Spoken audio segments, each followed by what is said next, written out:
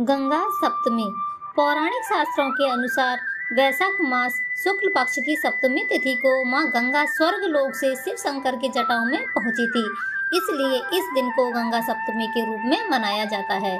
जिस दिन गंगा जी की उत्पत्ति हुई थी वह दिन गंगा जयंती यानी कि वैशाख शुक्ल सप्तमी, और जिस दिन गंगा जी पृथ्वी पर अवतरित हुई थी वह दिन गंगा दशहरा यानी कि ज्येष्ठ शुक्ल दशमी के नाम से जाना जाता है। इस दिन मां गंगा का पूजन किया जाता है। गंगा सप्तमी के अवसर पर्व पर मां गंगा में डुबकी लगाने से मनुष्य के सभी पाप धुल जाते हैं और मनुष्य जो मोक्ष की प्राप्ति होती है।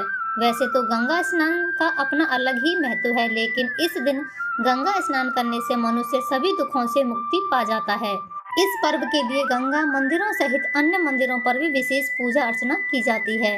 कहा जाता है कि गंगा नदी में स्नान करने से 10 पापों का हरण होकर अंत में मुक्ति मिलती है। इस दिन दान पुण्य का विशेष महत्व है। शास्त्रों में उल्लेख है कि जीवनदायिनी गंगा में स्नान, पुण्य सलीला नर्मदा के दर्शन और मोक्षदायिनी शिप्रा के स्मरण मात्र से ही मोक्ष मिल जाता है। गंगा सप्तमी के दिन गंगा पूजन एवं स्नान से रिद्धि सिद्धि यश सम्मान की प्राप्ति होती है, सभी पापों का क्षय होता है। मान्यता है कि इस दिन गंगा पूजन से मांगलिक दोष से ग्रसित जातकों को भी विशेष लाभ प्राप्त होता है। विधि विधान से किया गया गंगा का पूजन अमोघ फल प्रदान करता है। आइए दोस्तों, अब सुनते हैं हम कथा। पुराणों के अनुसार गंगा विष्णु के अंगूठे से निकलती है, जिसका पृथ्वी पर अवतरण भागीरथ के प्रयास से कपिल मुनि के शाप द्वारा भस्मीकृत हुए राजा सगर के 60,000 पुत्रों की अस्थियों का उद्धार करने के लिए हुआ था। तब उनके उद्धार के लिए राजा सगर के वंशज भागीरथ ने घोर तपस्या कर माता गंगा को प्रसन्न किया और धरती पर लेकर आए। वैसे तो गंगा नदी के साथ अनेक पौराणिक कथाएं जुड़ी हुई हैं, तो गंगा जी के संपूर्ण अर्थ को परिभाषित करती हैं। गंगा नदी हिंदुओं की आस्था का केंद्र है और अनेक धर्म ग्रंथों से गंगा महत्व का वर्णन देखने को मिलता है।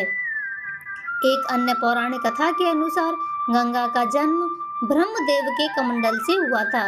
एक अन्य मान्यता है कि वामन रूप में राक्षस बलि से संसार को मुक्त कराने के बाद ब्रह्मदेव ने भगवान विष्णु के चरण धोए और इस जल को अपने कमंडल में भर लिया।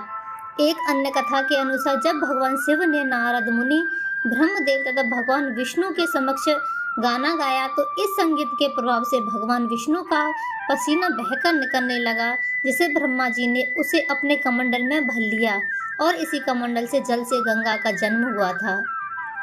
तो ये थी दोस्तों गंगा जन्म की पौराणिक कथाएं। अब जानते हैं 2023 में गंगा सप्तमी कब है।